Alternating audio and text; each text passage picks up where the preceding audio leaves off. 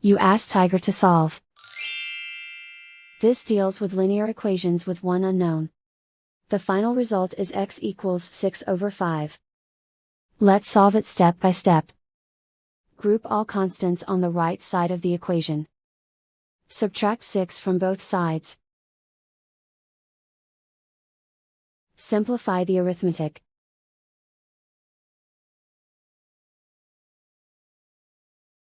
Isolate the x. Divide both sides by -5. Cancel out the negatives. Simplify the fraction. Cancel out the negatives.